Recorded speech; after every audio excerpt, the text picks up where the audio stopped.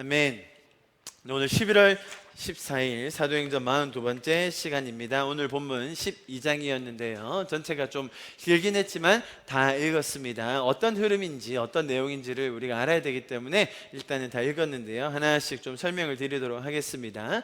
안디옥 교회가 등장했었습니다. 그곳에서 처음으로 그리스도인이라고 불리는 그런 일이 있었지요. 그런 사람들의 특징이 무엇인지, 그리스도인이라고 불렸던 안디옥 교회에 어떤 점들이 있었는지를 저희가 나눴고요. 그리고 지난주에는 선지자 아가보를 통해서 주어졌던 그 기근에 대한 예언이 있었죠. 그 반응으로 거기에 있던 안디옥 교인들이 각자 자발적으로, 성경의 표현대로 하면 그 힘대로 예루살렘 교회를 도왔던 일들에 담긴 의미에 대해서 지난주에 자세히 살펴보았습니다. 이렇게 하나님께서 우리의 삶에 이루어주신 이 놀라운 은혜의 구원이 유대인들과 함께 또 많은 민족에게 풍성하게 전달되고 있음을 저희가 보고 있습니다. 자, 이제 오늘 본문의 내용을 제가 좀 크게 정리를 해드리겠습니다. 그런 와중에, 자, 아시겠죠? 예루살렘 교회가 있었고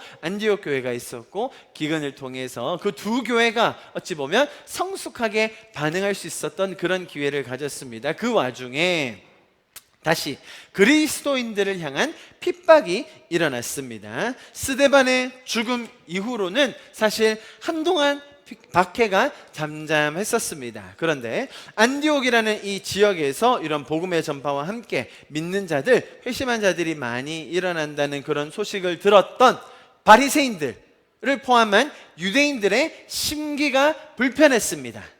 이해하시겠죠? 자신들이 인정하지 않는 이단 종파라고 생각하는 정치적인 소요를 일으켰던 그 기독교 그리스도인들이, 아니 예루살렘뿐만 아니라 안디옥에서도 반응하고 일어난다는 거야? 라는 말을 들었을 때 그들의 마음이 불편할 수밖에 없었을 겁니다. 자, 그런 상황에서 아주 시의적절하게 행동을 취했던 사람이 바로 헤롯이었습니다. 왜 그랬을까요? 오늘 이 그리스도인들을 향해서 핍박을 가했던 인물 헤롯이라고 되어 있는데요. 이 사람이 헤롯 아그리파 1세라는 사람입니다. 아리스토블루스의 아들이고요. 헤롯 대왕의 손자입니다. 그는 우리가 잘 아는 침례 요한을 참수했던 자이기도 합니다. 아시겠죠? 뭔가 조금씩 우리가 들어왔던 내용들이 결합이 되시죠? 유대인들을 다스리는 사람이었는데요, 그들에게 호의적인 자세를 취하곤 했습니다. 왜냐하면 그의 민족성 자체가, 유대인들은 유대인들만 인정하는데 헤롯은 절반만 유대인이었어요. 그래서 유대인들이 인정을 할까 말까 고민하는 그런 중에 있으니까 어쨌든 백성들의 민심을 사기 위해서 유대인들을 친화하는, 유대인들을 돕는 그런 정책을 꽤나 많이 썼던 왕으로 유명합니다. 그래서 오늘 본문 역시도 그런 상황 속에서 이해하면 이 헤롯 왕이 왜 이런 행동을 했는지를 잘 이해할 수가 있습니다. 유대인들이 분을 내고 있는 상황이었어요. 뭐 때문에요? 안디옥이라는 이방 지역, 정말 많은 상업과 문화가 발달한, 기독교적으로 보면 매우 진리와 반대적인 측면이 있지만 어쨌든 그 로마 제국에서 세 번째로 가는 그런 큰 도시였잖아요. 거기에서도 복음이 흥왕하여지고 있더라. 그것을 들었을 때 유대인들이 화가 났다는 거예요. 자, 그런 마음을 읽었던 헤롯이 어떤 일을 감행했습니까? 기독교인들의 지도자로 알려져 있는 이 사람들을 심지어 처형하기까지 이르렀다는 거예요. 그것뿐만이겠습니까? 그런 리더를 처형했다면 일반적인 그런 성도들에게 가해졌던 박해도 이루 말할 수가 없었을 것입니다. 그러나 가장 눈에 띄는 본보기로 리더들을 잡아서 박해를 가하고 있었으니 첫 번째로 야고보를 순교시킵니다.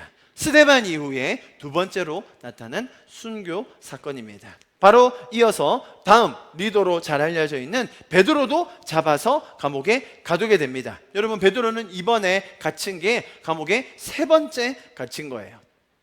헤롯은 당연히 이 베드로도 처형하려는 계획을 가지고 있었습니다. 그러나 6월절에 유대인의 관례상 그 기간 동안에는 처형을 하지 않는다는 것 때문에 기다렸다가 그를 끄집어내서 처형하려고 하고 있었죠. 그런데 지난번에도 감옥에 가두었을 때 탈옥했던 경력이 있거든요. 그렇기 때문에 이번에는 굉장히 삼엄한 경비들을 세워서 4명씩 4개 조를 짜서 그 옆에 딱 붙여놓고 쇠사슬 하나만 채워도 되는데요, 양쪽으로 채워서 그를 아주 철저하게 감시하고 있었습니다.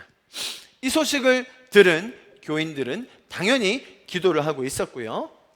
바로 이어서 이번에도 마찬가지로 베드로는 천사들의 도움을 받아 아주 초자연적인 방식으로 감옥을 빠져나오게 됩니다. 이를 본 성도들, 베드로가 나와서 인사하는 그 장면을 본 성도들이 깜짝 놀라는 장면이 나오고요, 또 이 상황을 보고 아주 열이 받은 헤롯은 그 지키고 있던 파수꾼들을 너무 화가 난 나머지 다 죽여버려라 하는 명령을 내립니다. 자, 마지막 장면에서는 오늘 보면 마지막 제일 뒤에 보면 조금 생뚱맞긴 하지만 헤롯과 그 주변 나라들의 관계를 얘기하면서 아주 모든 일을 다 할 수 있을 것 같았던 그 헤롯 왕이 결국 어떻게 죽었다고요? 벌레에 먹혀 죽었다라는 표현과 함께 오늘 본문이 마무리됩니다. 마지막에는 결국 하나님의 말씀이 더 흥황하여졌고, 또 그 뒤에 아주 재미있는 구절도 나옵니다. 구제 헌금을 예루살렘에 전달하러 갔던 바나바와 사울이 돌아오더라 라고 하고 오늘 12장이 마무리가 됩니다. 자, 내용이 좀 길기 때문에 제가 굵직굵직하게 설명을 드렸습니다. 이제 아마 전체적인 그림이 그려지실 거예요. 자, 그렇다면 먼저 오늘 본문을 들어가기 전에 몇 가지 짚고 넘어갈 부분이 있습니다. 일단 오늘 본문을 대할 때 가장 흔하게 들을 수 있는 설명, 아마 잘 아실 겁니다. 베드로의 투옥으로 상징되는 우리 인생에서의 고난, 어려움, 시련이 찾아왔을 때 어떻게 반응해야 합니까? 오늘 본문에 따르자면 모든 교인들이 다 같이 모여서 뭐 했어요? 기도한 것처럼 그렇게 기도하면 하나님이 문제를 해결해 주신다라고 생각을 많이 하고, 또 그런 이야기 적용을 너무나 많이 듣습니다. 이 5절 한 절이면 오늘 본문은 끝이죠. 같이 읽어봅니다. 시작. 이에 베드로는 옥에 갇혔고 교회는 그를 위하여 간절히 하나님께 기도하더라. 자, 이렇게 고난과 시련, 어려움, 난관, 장애물, 여러분 인생에 뭐든지 찾아왔을 때 어떻게 반응해야 한다고요? 불평하지 말고, 원망하지 말고, 하나님 의심하지 말고 어떻게 하라고요? 기도해라. 자, 그러면 마치 오늘 본문에서 베드로가 감옥에서 천사들의 안내를 받아 너무나 초자연적인 방법으로 탈출하듯이 우리 인생의 막힌 문, 어려운 난관, 해결되지 않을 것 같은 문제들이 다 해결해진다. 기도가 문제의 해결이고 기도가 만사를 해결하는 열쇠이다. 자, 이렇게 설교하는 것 많이 들어보셨죠? 기도하면 해결되고 기도해야 하나님이 이렇게 반응해 주신다라고 생각할 때가 너무 많습니다. 지금 오늘 본문이 정말로 그런 이야기를 하는 것일까요? 정말로 성경은 기도를 우리 문제를 해결하는 수단, 우리의 난관을 극복할 수 있는 어떤 방법, 세상 사람들은 모르지만 우리만 알고 있는 어려움을 이기는 비법으로 소개하고 있는 것입니까? 여러분, 성경에는 이런 구절도 있습니다. 마태복음 6장 31절 32절 같이 읽어봅니다. 시작. 그러므로 염려하여 이르기를 무엇을 먹을까, 무엇을 마실까, 무엇을 입을까 하지 말라. 이는 다 이방인들이 구하는 것이라. 자, 다음요. 너희 하늘 아버지께서 이 모든 것이 너희에게 있어야 할 줄을 아시느니라. 여러분, 신앙생활에서의 성숙이라는 것이, 잘 들어보세요, 문제 해결을 위해서 기도를 많이 해가지고 응답을 많이 받아내는 것, 그것이 신앙의 성숙입니까? 그런 엄청나게 성숙한 분들의 책 많잖아요. 막 몇만 번 기도 응답 받았다고. 몇만 번 기도 응답 받으려면요 적어도 하루에 10개에서 20개씩 응답 받으셔야 되거든요. 일일이 다 적는 거예요. 정말 사소한 거 하나하나 다 기도 제목으로 적고 응답을 다 받는 거죠. 아니, 응답이 노일 때도 있어요. wait일 때도 있고요, yes일 때도 있다니까요. 어쨌든 기도 응답을 다 받아야 한다. 그렇게 일일이 다 기도해야 한다라는 것이 신학의 정말로 성숙을 말하는 것입니까? 그래서 어떤 같은 상황에 있을 때 기도를 적게 한 사람, 기도를 빡세게 한 사람, 이 두 사람에게는 응답의 차이가 있을 수밖에 없는 건가요? 정말로 기도를 빡세게 열심히 하는 사람은 어떤 사람이겠어요? 성숙한 사람이겠죠. 정말로 믿음이 있는 사람이겠죠. 하나님을 잘 아는 사람일 겁니다. 네, 이 사람 정말로 하나님과 더 가까이 하려고 하는 사람일 거예요. 반대로 기도 못하는 사람이 있어요.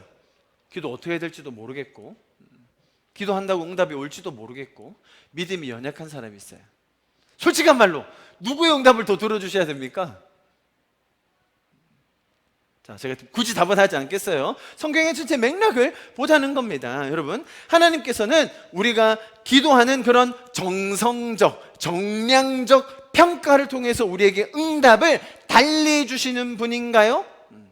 많은 분들이 저에게도 그렇게 많이 이야기하세요. 주변 목회자들이나 많은 분들을 만나보면 뭔가 좋은 일이 일어났거나 우리에게 우리 인생의 어떤 하나님께서 일하시는 것들을 나누면 반응이 이래요. 기도 많이 하셨나 봐요. 그 말을 자세히 생각해 보면 기도 안 했으면 어떻게 됐을 거예요? 응답이 없었을 거고, 기도를 더 했으면 어떻게 됐을 거예요? 더 많은 복을 받았다, 그 말입니까? 여러분, 기독교는 기도의 어떤 정성, 정량적 평가를 통해 하나님이 우리에게 반응해 주시는, 응답해 주시는 그런 메커니즘으로 움직입니까? 기도가 정말 그런 것인가요? 오히려 이 마태복음 말씀을 보면 기도를 많이 하는 것이 성숙이라기보다는 오히려 응답을 얻어내려고 막 하나님께 조르는 그 태도보다 하나님의 마음을 알고 하나님의 뜻을 알아, 나에게 필요한 것, 내가 지금 당장 급한 것, 맞아, 하나님도 아시지, 하나님이 모든 걸 다스리고 계시지 라는 믿음, 또 하나님과의 인격적인 관계, 도대체 어떤 것을 성경은 더 성숙이라고 하는 것일까요? 아니, 지금 베드로의 상황은 다르지 않습니까? 생사가 오가는 상황인데 그러면 기도하지 말라는 말입니까? 네, 제가 그런 말씀 드리는 게 아님을 여러분 오해하지 마시기 바랍니다. 당연히 저도 이러한 상황이라면, 급박한 상황, 어려운 상황, 그죠? 지금 당장 생사가 오가는 상황이라면 누군들 기도하지 않겠습니까? 그러나 우리가 기도와 응답 동시에 하나님을 알아가고 이렇게 친밀함 속에서 동행함에 있어서 잘못된 공식, 뭐예요? 기도를 많이 하면, 기도를 더 빡세게 하면, 기도를 정말 레디컬하게 하면 그러면 응답도 더 온다, 이런 잘못된 공식을 재정립해야 한다는 것입니다. 자, 바로 이어지는 또 다른 질문이 하나 있습니다. 제가 오늘 본문 전체를 설명드렸고 뭔가 여러분에게 이슈를 던지고 나서 오늘 본문으로 들어갈 겁니다. 자, 바로 이어지는 또 다른 질문. 여러분, 오늘 본문에서 박해를 받은 대표적인 두 사람이 나왔습니다. 첫 번째가 누굽니까? 야고보입니다. 두 번째는 누구죠? 베드로예요. 박해의 대상으로 두 명이 거론되었습니다. 한 명은 순교했습니다. 반대로 한 명은 감옥에 갇혔지만 극적으로 탈출했습니다. 성경이 왜 이렇게 차별하는 것처럼 보일까요? 만약에 제가 앞서 설명드린 논리라면, 그러면 야고보가 생명의 위협을 받았을 때는 성도들이 기도하지 않았나요? 아니면 너무나도 순식간에 일어난 일이라 기도할 틈을 놓친 겁니까? 여러분, 제가 사람의 생명이 오가는 이런 상황에 이 주제를 가볍게 다루고 싶지 않습니다. 제가 몇 번 설명드렸습니다. 마찬가지예요. 베드로가 감옥에 갇혔다, 지금처럼 현대화된 위생적인, 그래도 나름대로 지낼 수 있는 그런 감옥을 이야기하는 것이 아닙니다. 여러분, 정말로 참혹하고 하루 견디기 힘든, 당장 내일 사형 선고가 내려질 베드로입니다. 똑같은 상황이에요. 그럼에도 불구하고 이 두 사건만 비교해 봤을 때에도 왜 저 사람은 살려주시고 우리는 죽어야 됩니까? 여러분, 우리 인생에 그런 질문 들지 않겠어요? 나에게 찾아온 이런 고난과 어려움과 고통 속에서 저 사람은 구원해 주시는데 왜 나는 해결해 주시지 않습니까? 여러분, 야고보가 억울하지 않겠어요?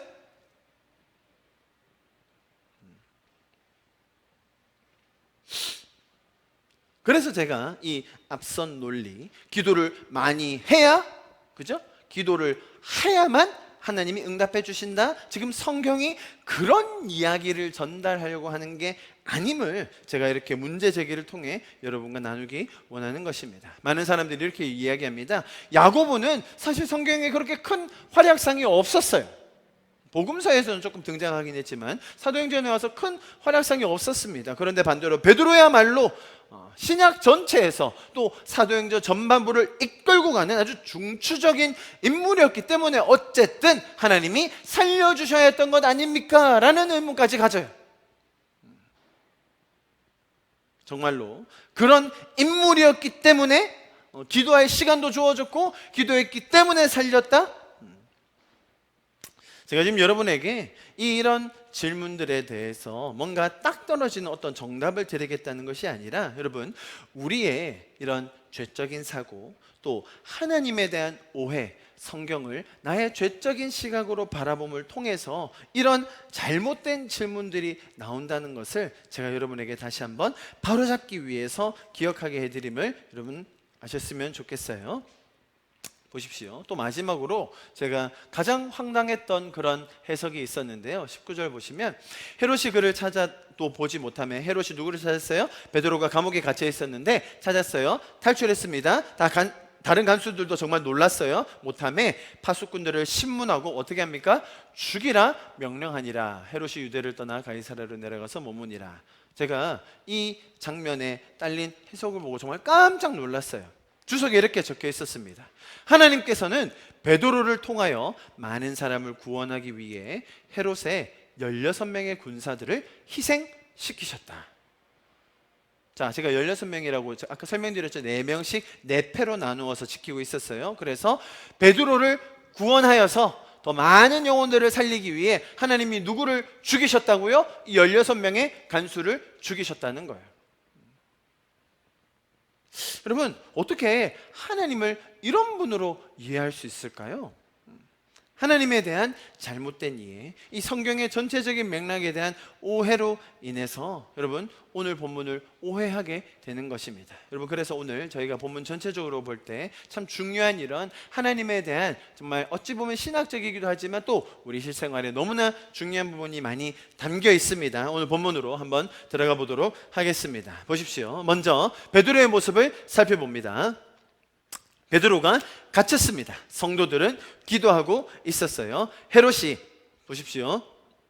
잡아내려고 하는 그 전날 밤이라고 되어 있는데요. 6절에 보이시죠? 헤롯이 잡아내려고 하는 그 전날 밤에 베드로가 군인 두 틈에서라고 되어 있습니다. 무슨 말이냐면 4절에 나와 있는 6월절 후에 백성 앞에서 끌어내어 야고보처럼 처형을 단행하려고 하는 바로 그 전날 밤인 것입니다. 이해하시겠죠? 야고보는 이미 처형을 했고요. 베드로는 갇혀 있는데 처형을 하려는 바로 그 직전 밤을 설명하고 있는 거예요. 자, 베드로 입장에서는 이대로 가다가는 큰 이변이 없는 한 그냥 내일 처형 당하게 되어 있습니다. 목숨이 내어질 수 있는 그런 상황입니다. 자, 그런데 말씀드렸듯이 베드로는 이미 감옥에서도 여러 번 탈옥한 적이 있었습니다. 스스로 탈옥을 계획했던 건 아니지만 이미 몇 번 탈옥했던 그런 경험이 있어요. 5장 17절부터 20절요. 대제사장과 그와 함께 있는 사람 즉 사두개인들의 당파가 다 마음에 시기가 가득하여 일어나서 사도를 잡아다가 옥에 가두었더니 이 속에 베드로가 있었어요. 19절 주의 사자가 밤에 옥문을 열고 끌어내어 이르되 가서 성전에 가서 서서 이 생명의 말씀을 다 백성에게 말하라 하매, 자, 이처럼 아주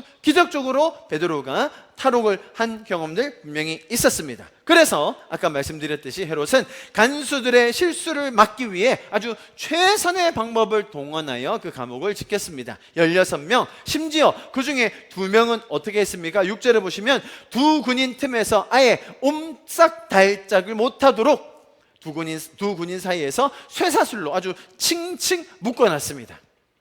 그러면 그 군사들의 입장도 생각해 보십시오. 여러분 영화에서 보면 그 1급 범죄자들을 수송할 때, 후송할 때 그 옆에 있는 간수들 엄청 긴장하잖아요. 막 발에 막 손에 쇠사슬 칭칭 묶고 막 마스크 끼고 철컹 가는데 옆에 막 경찰들이 딱 지키고 있는 그런 장면이에요. 베드로가 또 어떤 상황을 연출할지 모르기 때문에 군인들도 아주 긴장하면서 지키고 있었다는 말입니다. 자, 그렇게 긴장되는 상황에서 너무나 대조적으로 살고 있는 인물이 있으니 바로 베드로입니다. 베드로가 뭐 하고 있었습니까? 6절을 보십시오. 뭐 하고 있었나요? 엎어져 자고 있습니다.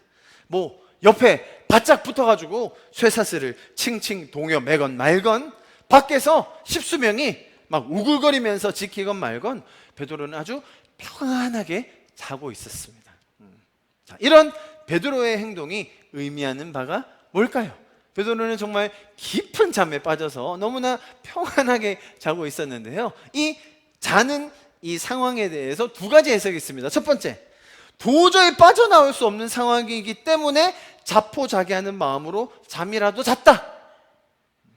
2번, 이미 두 번에 빠져나온 경험, 또 직전까지 어떤 경험을 했습니까? 이방인들을 향한 자신의 마음을 변화시키는 하나님, 이방 지역에서도 교회를 일으키시고 정말 자신을 변화시키는 데 있어서 인격적으로 끝까지 일하셨던 그 하나님, 그분의 일하심을 알기 때문에 평안하게 잤다.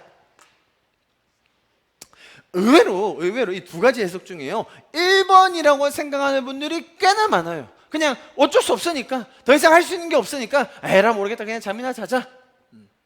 당연히 긴장은 했겠죠. 다음날 초형이 일어나는데요. 그러나 어쨌든 잠을 잤다. 왜? 할 수 있는 게 없었기 때문에 잤다라는 거예요. 과연 그럴까요, 여러분? 베드로는 제가 볼 때는 너무나도 평안하게 주변의 상황과 환경에 얽매이지 않고 하나님께서 주시는 감사와 평안으로 잘 자고 있었습니다. 만약에 1번처럼 몰라 그냥 잠이나 잘래, 어찌됐건 간에 뭐 내일 죽건 말건 그냥 잠이나 자자, 만약에 그런 마음이었다면 아마 베드로가 긴장을 많이 하고 잤을 거예요. 밤에 자는 중간에 옆에서 누가 툭 치기라도 했으면 아이고 뭐냐 깜짝 놀라가지고 사형이 집행되는 건가 하고 놀랐을 것입니다. 자, 그런 상황인데요, 베드로는 전혀 다르게 반응하고 있다는 거예요. 6절까지 저희가 봤습니다. 7절 보면 너무 재밌는 장면이 나옵니다. 보십시오. 베드로의 이 평안과 믿음에서 오는 배짱이 얼마나 큰지요, 7절이 설명하는 이 방식을 보면 너무나 재밌습니다. 보세요. 천사가 호련히 나타났습니다. 그죠? 그런데 어떻게 나타났습니까? 광채를 비추면서 나타났습니다. 여러분, 천사의 광채를 보신 적이 있습니까, 여러분? 여러분 아직 못 보셔서 잘 모르실 텐데요, 이 감옥에 비친 천사의 광채가 엄청났습니다. 아무리 깊은 잠을 자고 있던 사람이라 할지라도 눈을 감고 있어도요, 거의 눈이 멀 만큼의 엄청난 광채가 비치는 그런 장면입니다. 분명히 간수들에게는 보이지 않았을 수도 있지만 적어도 베드로에게는 보였거든요. 베드로가 그 빛을 보고 충분히 깰 법했습니다만 도저히 깨지 않는 거예요. 여러분, 천사가 등장을 했는데요, 분명히 인기척을 냈을 겁니다. 인기척은 어폐가 있죠. 천사 기척을 내면서 아유 베드로 잘 자나? 일어나시지. 빛을 막 더 세게 비추고 점점 조도를 높여서 하는데 베드로가 안 일어나는 거예요. 그래서 결국 어느 지경이 이릅니까? 흔들어 깨우고 부르고, 그래서 안 일어나서 어떻게 했다고요? 보세요. 광채가 비침에 베드로의 뭐 어디를 쳐요? 옆구리를 쳐 깨워 이르되. 여러분, 여기서 처라고 했던 이 표현이 어디에서 나오는 정도의 강도를 이야기하냐면요, 예수님께서 십자가에 달리기 위해서 잡혀가실 때 대제사장의 그 부하들이 와가지고 예수님 잡아가잖아요. 그때 베드로가 그 대제사장의 부하 말고의 귀를 뱉잖아요. 그 단어입니다. 그 단어. 또 어떤 단어냐면 모세가 애굽 사람을 죽였을 때 그 정도 강도의 표현이 여기 나오는 처예요. 아시겠죠? 천사가 너무 안 깨니까 당황해가지고 빨리 가야 되는데 엄청 세게 옆구리를 쳤다는 거예요. 처음부터 천사도 이런 식으로 과격하게 할 계획은 아니었습니다. 좀 우아하게, 지금 광채로 천사가 임했지 않습니까? 좀 빛이 일어나면 베드로가 아시죠? 따라 해가지고 뭐지 하면서 이렇게 좀 이렇게 화려하고 이렇게 세련되게 할 수도 있었거든요. 굳이 발길질까지 이렇게 동원할 필요는 없었는데, 정말로 베드로는 깊은 잠을 자면서 얼마나 천하태평인지 깨지를 않습니다. 그럼 심지어 베드로는요, 이 와중에 아주 편안하게 모든 옷을 탈의하시고 거의 세상 모르고 자고 있는 형국입니다. 베드로는 잘 보세요, 이 상황을 우리가 예상하듯이, 우리가 지금까지는 다 그래왔듯이, 와, 감옥에 갇혔어? 지금 당장 내일 죽을 수도 있어? 심지어 가장 가까운 동료였던 야고보가 죽었어요. 우리가 생각하면 지금 베드로의 처지는 가장 급박하고 너무나 어렵고 가장 불안할 수 있는 상황인데요, 베드로는 그렇게 여기지 않았다는 거예요. 탈출을 한다든지, 심지어 지난번처럼 천사가 올 거다라는 그런 생각도 안 한 것 같아요. 왜냐하면 겉옷을 벗고요, 신발 벗고 아주 편안하게 자고 있었어요. 천사가 보십시오, 천사가 이르되 띠를 띠고, 띠를 띠라는 말이 이 옷에 가운데 띠를 매라는 말인데요, 당시 중동의 옷은 이 띠가 중심입니다. 띠를 풀었다는 말은 옷을 다 다시 입어야 된다는 말이에요. 신을 신으라. 당시 신발이 우리처럼 이렇게 살짝 벗고 살짝 신을 수 있는 게 아니었어요. 나무나 가죽으로 돼서 끈으로 한참 묶어야 되는 아주 복잡한 과정이었습니다. 만약에 베드로가 오늘도 탈출시켜 주시겠지, 그래 내가 잘 준비하고 있어야지 라고 생각했다면 신 안 벗었을 거예요. 다른 장면들에는 이런 표현들이 없었거든요. 오늘 유독 베드로는 어찌 이리 평안한지 정말로 깊은 잠을 자고 있었습니다. 다음 장면 봅니다. 9절부터 뭐라고 되어 있습니까? 베드로가 나와서 따라갈새 천사가 하는 것이 생시인 줄 알지 못하고, 요즘 베드로 형님이 고넬료 씨 때문에 워낙 환상을 많이 봐가지고요, 지금도 아마 환상인가 보다 아마 착각하셨는 것 같아요. 그러고 따라가고 있습니다. 자, 이런 베드로의 모습에서 우리가 뭘 발견할 수 있을까요? 여러분, 성경이 아주 재미있게, 정말 너무 극적이지 않아요? 그죠? 너무나 위험하고 급박한 상황인데 성경은 이 장면을 베드로의 어떤 잠듦과 그의 평안을 통해 이렇게 우리에게 아주 흥미롭게 말씀해 주시고 있는데요, 사실은요, 여러분 잘 들어보십시오, 신앙생활을 함에 있어서 가장 높은 성숙의 단계를 베드로의 모습을 통해 보여주고 있는 거예요. 여러분, 문제가 생겼을 때 베드로가 호들갑 떨지 않았어요. 다급하게 반응하지 않습니다.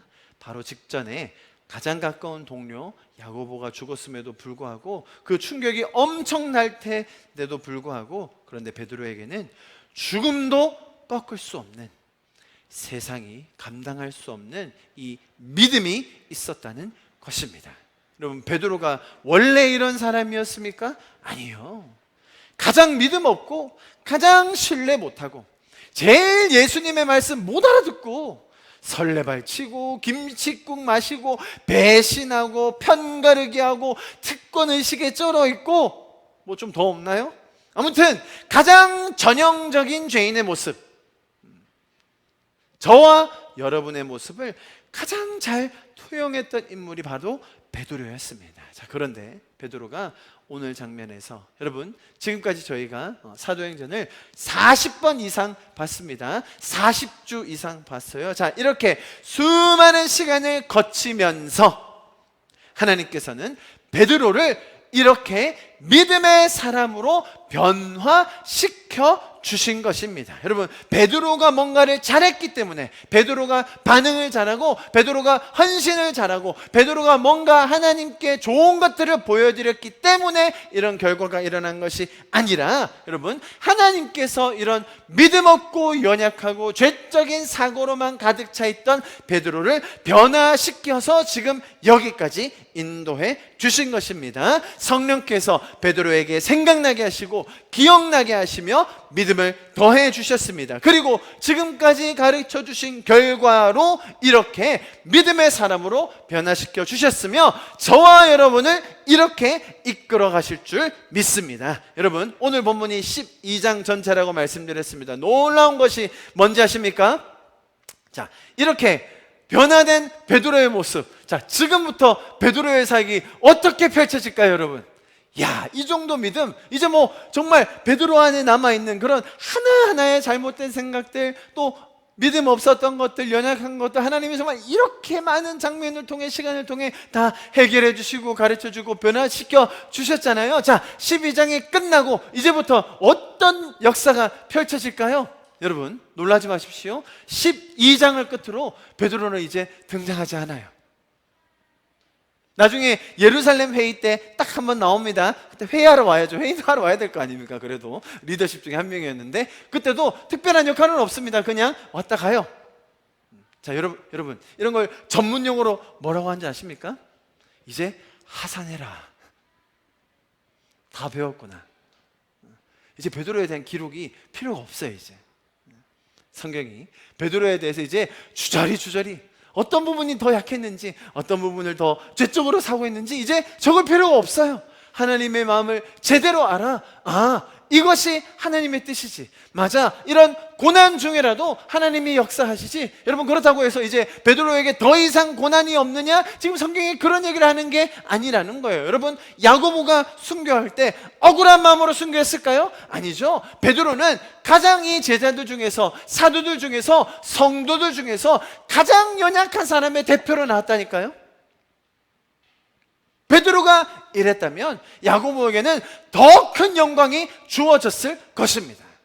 이런 성경은 우리에게 고난이 없다, 어려움이 없다, 예수 믿음의 세상에서 승승장구한다, 그것을 가르쳐주는 게 아니라는 거예요. 하나님을 떠난 죄로 타락한 세상에는 어려움과 고난과 시련, 더군다나 그리스도인들을 향한 핍박이 있을 수밖에 없어요. 성경은 그것을 설명해 줍니다. 왜죠? 악의 세력이 있기 때문이에요. 사단의 세력이 공중의 권세 잡은 자로 이 영적인 세상에서 전쟁을 하기 때문에 그리스도인들을 향한 핍박이 있을 수 있어요. 고난이 있습니다. 죄적인 세상에 살면서 아무런 아픔과 고통이 없다고 우리가 어떻게 장담할 수 있겠습니까? 그러나 그 와중에서도 세상의 죽음도, 세상의 어떤 것도 감당할 수 없는 믿음을 하나님은 더해 주신다. 여러분, 그것이 성경의 메시지라는 거예요. 지금 오늘 본문에서 보여지는 이 베드로의 모습이 하나님께서 저와 여러분을 이끌어가는 모습임을 꼭 기억하실 수 있기를 축복합니다. 여러분, 지금 누가 살아있고 누가 죽게 내버려 두셨다? 지금 성경은 그런 말을 하는 것이 아니라는 것입니다. 그런 말도 안 되는 구분을 하는 게 아니에요. 세상의 악과 죄의 결과로 인해 우리에게 고통이 있을 수 있습니다. 우리가 그런 고통이 없기를, 또 우리 위정자들이, 그리스도인들이, 그죠? 신앙의 자유를 가지고 살 수 있도록 우리는 그들을 위해서 기도합니다. 하나님을 떠난 죄로 가득한 세상에는 그럼에도 불구하고 슬픔이 있고 고난이 있고 죽음이라는 헤어짐도 있습니다. 우리가 그것을 부정하지 않아요.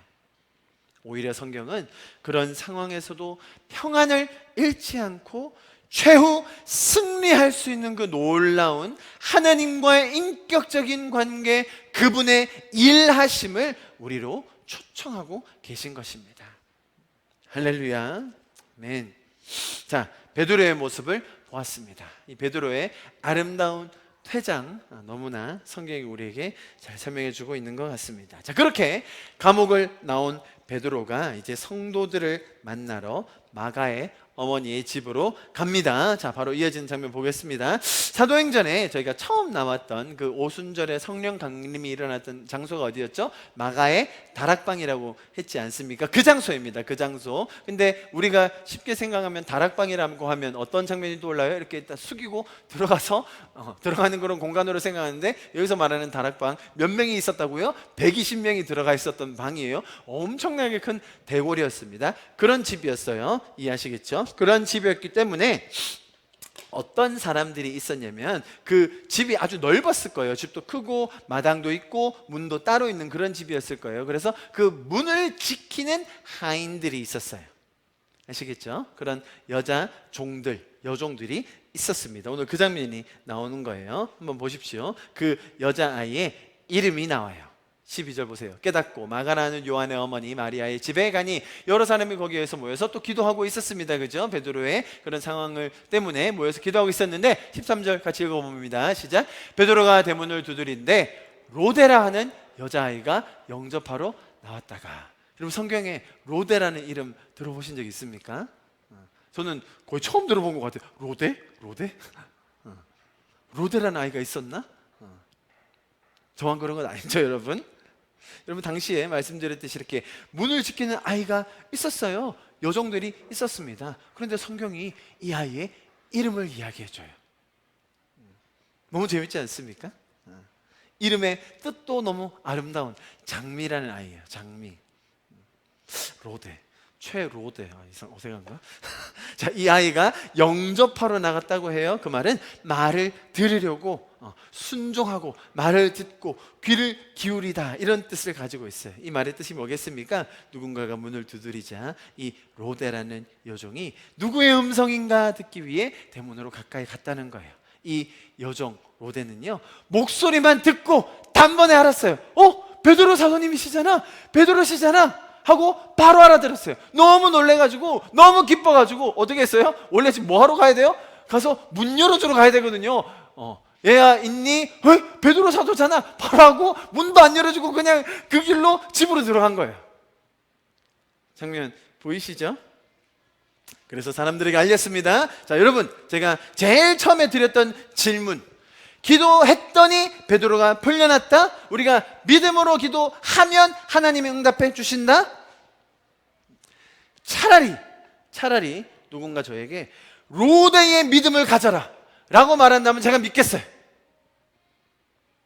로데처럼 정말 그 음성을 듣고 알아차릴 수 있는 그런 친밀함, 성숙함, 믿음, 뭐 그런 얘기라도 한다면 제가 믿겠어요. 자, 모여서 기도하고 있던 성도들에게 믿음이 있었습니까? 네, 기도했죠. 다급한 마음으로 기도했습니다만 그들에게는 믿음이 없었어요. 로데가 보세요, 베드로가 돌아왔어요. 지금 사람들이 뭐 하고 있었죠? 주님, 베드로를 풀어주십시오. 베드로를 빨리 나오게 해주십시오. 제발 사형당하지 않게 해주십시오 하고 있는데 밖에서 여종이 베드로가 돌아왔어요. 미친 뭔 개소리야. 기도하자. 주님, 베드로를 풀어주십시오. 베드로가 나왔다니까. 진짜 미쳤니? 이 장면이 얼마나 웃긴 장면인지 아시겠어요? 더 세게 얘기하니까 그래. 로데가 요즘 너무 밖에 추운데 혼자 저렇게 문 지키다 보니까 애가 약간 정신이 어떻게 됐나? 그래 알았다. 천사가 왔다 치자. 그래 알았어. 그 장면이에요, 여러분. 믿음으로 기도하면 응답해 주신다고요? 아니요. 여러분, 우리에게는 생각보다 믿음이 없어요. 우리가 기도하고 있다고 해도 우리에게 믿음이 잘 안 생겨요. 그걸 보여주는 겁니다. 그런 믿음 없는 중에도 하나님은 응답해 주세요. 성경이 그런 이야기 아닙니까? 믿음이 강하고 믿음이 특출나고 믿음을 더 정말 그 누구도 비교할 수 있는 믿음을 가지면 역사가 일어나는 겁니까? 아니요. 차라리 오늘 본문의 제목 로데의 믿음. 멋지지 않나요? 로데. 성경에 로데라는 이름이 있었어? 그럴 거예요.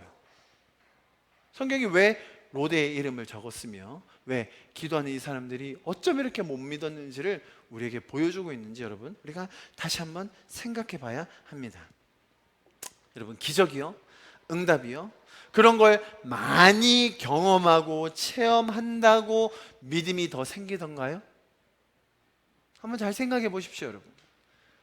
우리에게 그런 경험이 많아지고 응답이 많아진다고 우리의 믿음이 올라가는 것이 아니라 오히려 하나님과의 인격적인 관계, 하나님의 그 성품을 더 알아갈수록 우리가 하나님을 향한 신뢰가 더 커지는 거예요.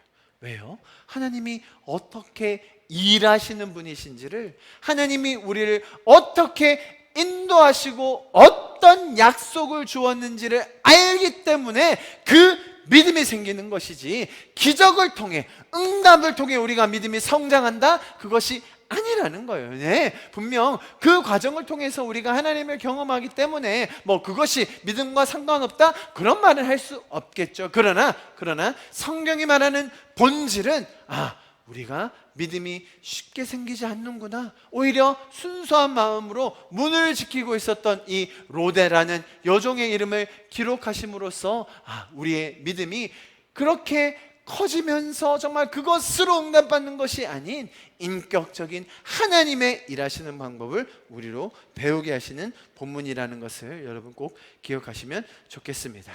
오히려 나의 연약함을 오늘 이런 본문을 통해서 더 깨닫고 나의 죄성, 이거 좀 미쳤나 봐. 야, 너 천사 보니? 놀렸던 거예요. 로데를 마치 조롱했던 거예요. 그러한 우리의 연약함과 죄성을 더 절실히 알고 나의 무지함으로 하나님을 오해하고 미리 판단하는 것이 아니라 하나님과 동행하는 그 놀라운 여정 속에서 인격적인 하나님과 천국을 맛보고 또 그 마음을 더 알아가는 것, 그것이 우리 신앙의 성숙임을 여러분 기억하시기를 축복합니다. 할렐루야. 자, 보십시오. 지금 베드로가 어떻게 나오게 되었으며 그 과정 속에 어떤 이야기가 있었는지, 또 베드로가 나와서 성도들에게 어떻게 반응했는지를 잘 보았습니다. 이제 마지막 장면입니다. 이것만 하고 마무리하겠습니다. 마지막으로 헤롯의 이야기가 나옵니다.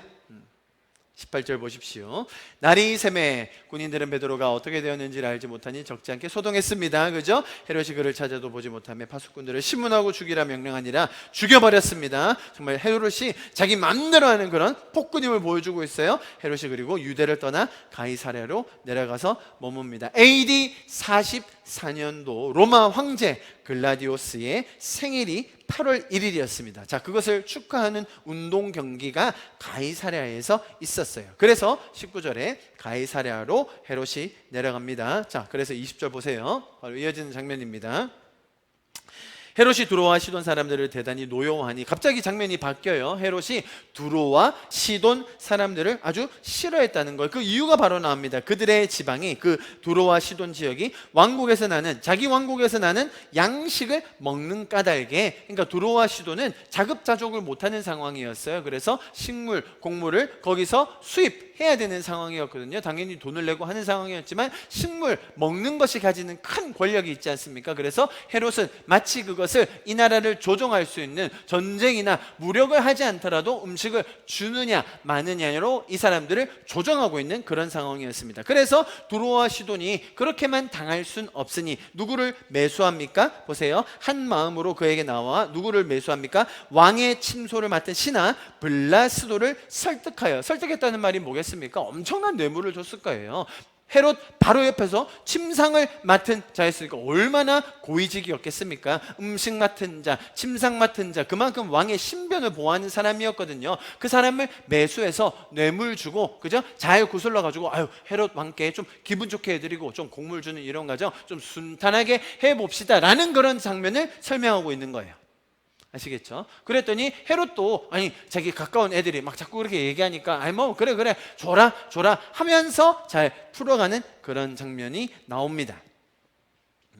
자, 그런데 20절 마지막에요. 침소 맡은 블라스도를 설득하여 화목하기를 청한지라. 성경 이렇게 아주 단순하게 나와 있지만 제가 상황을 설명드리니까 이해가 되시죠? 자, 그랬더니 헤롯이 나를 택하여, 나를 잡은 거예요. 그래, 한번 모이라고 해봐. 그것들 두로와 시돈 사람들 다 모이라고 해. 나를 택하여 어떤 옷을 입어요? 왕복을 입고 단상에 앉아 백성에게 연설을 하니.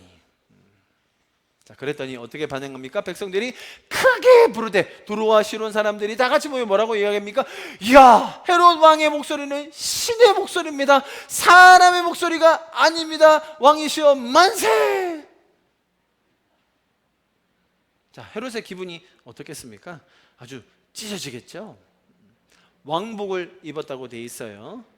자신이 왕이라는 사실을 과시하고 있는 거죠. 당시 왕의 옷이 어떤 것이었냐면요, 아주 은빛, 금빛으로 돼 있는 아주 크고 품이 넓은 그런 옷이었어요. 햇빛이라도 비친다면 그 빛 때문에 그 앞에 있는 사람이 눈이 부실 정도였습니다. 그랬더니 백성들이 그런 화려한 모습, 헤롯의 목소리가 어땠는지는 모르겠지만 그 연설을 듣고 진심 반 아부반.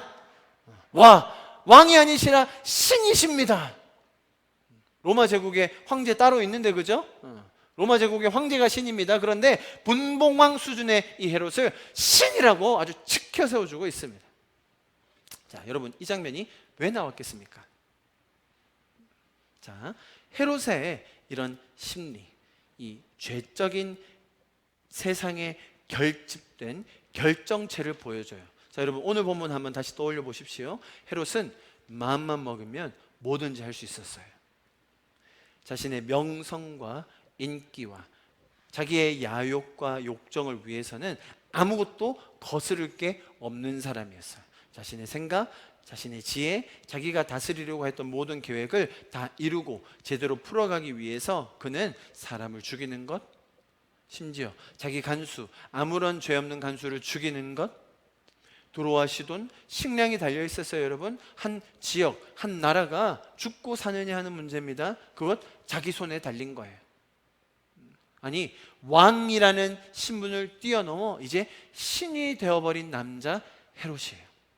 자, 하나님을 떠난 인간 죄의 시스템의 절정을 우리는 베드로와 가장 반대되는 모습으로 헤롯을 통해 보고 있는 것입니다. 신앙생활의 가장 성숙한 모습을 오늘 본문을 통해 베드로의 모습으로 보았다면, 반대적인 모습, 죄악된 세상, 죄가 관영한 세상에서 가장 그 모든 시스템이 결집하여 하나님의 형상인 사람들, 또 그리스도인들을 핍박하는 모습의 죄의 결정체를 보여주는 게 바로 오늘 헤롯의 모습입니다. 자, 그런데 이런 헤롯에게 어떤 일이 일어납니까? 그렇게 세상을 다 호령할 것 같이 하던 헤롯, 무엇이든지 간에 자신의 욕심과 야망을 위해서라면 거칠 것이 없이 다 해결하고 처리하고 이루어낼 것이라고 믿었던 헤롯, 결국 어떻게 생을 마감합니까? 여러분, 역사학자 요세푸스에 따르면 헤롯의 죽음이 정확하게 묘사되어 있거든요. 5일 동안 배가 아파가지고 극심한 복통 가운데 떼굴떼굴 굴다가 죽었대요. 그런데 그것을 오늘 설명이 뭐라고 정확하게 설명해 주고 있어요? 23절 같이 읽습니다. 시작. 헤롯이 영광을 하나님께 돌리지 아니하므로 주의 사자가 곧 친히 벌레에게 먹혀 죽으니라. 제가 최근에 연가시 동영상을 하나 찍었는데 갑자기 이 장면을 보면서 연가시가 떠오르는 그런, 이 벌레가 정확하게 뭔지는 알 수 없어요. 그러나 어떻게 대조되는지 보이시죠? 세상의 모든 권세, 모든 능력, 모든 문제를 해결하고 자신의 모든 욕망을 다 채울 수 있을 거라고 믿었던 그 헤롯, 결국 누구한테 죽어요? 벌레한테 죽는 거예요. 하찮은 벌레 한 마리에게 죽는 겁니다. 굉장히 여러분 충격적인 단어가 뭔지 아세요? 천사가 친히. 이 친히가 오늘 본문에 어디에서 친히와 같은 단어일까요? 베드로의 옆구리를 쳐와 똑같은 단어예요. 성경이 뭔가 엄청난 의미를 저에게 전달하는 겁니다. 똑같은 상황에 똑같은 행동을 했는데 어떤 자는 잠을 깨어 감옥을 탈출할 수 있었고요, 어떤 자는 똑같은 행동을 했는데도 벌레에 먹혀 죽었습니다. 여러분, 하나님을 떠난 죄의 극단에 머무는 이들에게도 하나님은 동일하게 역사하고 계십니다. 성도들을 핍박하는 이 세상의 시스템, 죄의 극단이 결국 이처럼 하나님의 일하심으로 말미암아 종결되게 될 것입니다. 우리 성도들에게 찾아오는 고통과 어려움이 우리에게 아픔을 준다 할지라도 여러분, 하나님께서 포기하지 않으시고 우리를 위해 끝까지 일하고 계심을 잊지 마시기를 축복합니다. 여러분, 우리가 다 이해할 수 없는 상황 얼마나 많이 있습니까? 받아들이기 힘들고요, 또 고통 속에 신음하기를 반복해야 하는 그런 환경들 우리에게 너무나 많은 것이 사실입니다. 여러분, 야고보를 잃었을 때 주변의 가족과 친구들 얼마나 마음이 아팠겠습니까? 또 동시에 우리의 무지함과 연약함이 믿음 없음으로 나타나는 장면 오늘 그 기도하는 성도들을 보고 다시 한번 보게 됩니다.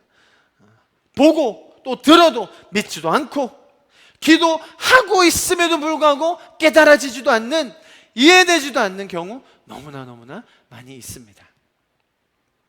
베드로처럼 믿음 없었고 이해하지 못했고 순종하지 못하고 따라가지 못했던 우리를 위해 성령은 지금도 일하고 계심을 여러분 꼭 기억하시기를 축복합니다. 그래서 죽음도 막을 수 없는, 세상에 감당할 수 없는 그 평안으로 우리를 이끌어 가실 것입니다. 그 속에서 일하시는 하나님을 통하여 우리의 삶에서 하나님의 말씀, 그분과의 관계가 더 풍성해지고 그분과의 그 인격적인 동행을 통하여 이 땅에서 천국을 누리는 저와 여러분 될 수 있기를 간절히 축복합니다. 할렐루야, 아멘. 우리 이 시간 좀 같이 기도하고 예배를 마치도록 하겠습니다. 주 사랑 놀라운 그 사랑 나를 위한 그의 십자가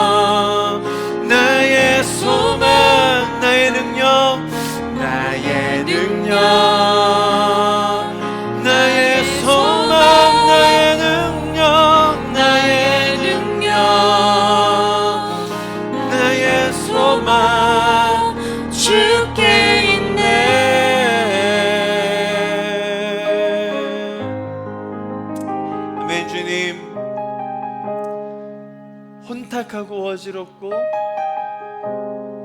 우리를 방황하게 하며 슬픔과 좌절과 낙담으로 몰아가는 이 죄악된 세상 속에서도 우리가 승리할 수 있는 이유는 예수 그리스도 그 십자가 그 영광이 우리와 함께 하기 때문임을 이 시간 우리가 선포합니다. 우리에게 믿음을 더하여 주시고 영광스러운 은혜로 초대하여 주심 감사합니다. 주님, 지금도 일하고 계셔서 정말 우리에게 흔들리지 않는 평안, 그 하늘의 평화로 살 수 있도록 인도하여 주신 주님 감사드립니다. 주님의 그 샬롬으로 더 나아가게 하여 주시옵소서. 주님, 이번 한 주도 그렇게 주님과 동행하며 주님의 그 인격적인 관계 속에 풍성함을 누리는 이번 한 주가 되게 하여 주시옵소서. 감사드리며 이 모든 말씀 살아계신 예수 그리스도의 이름으로 함께 기도하였습니다. 아멘.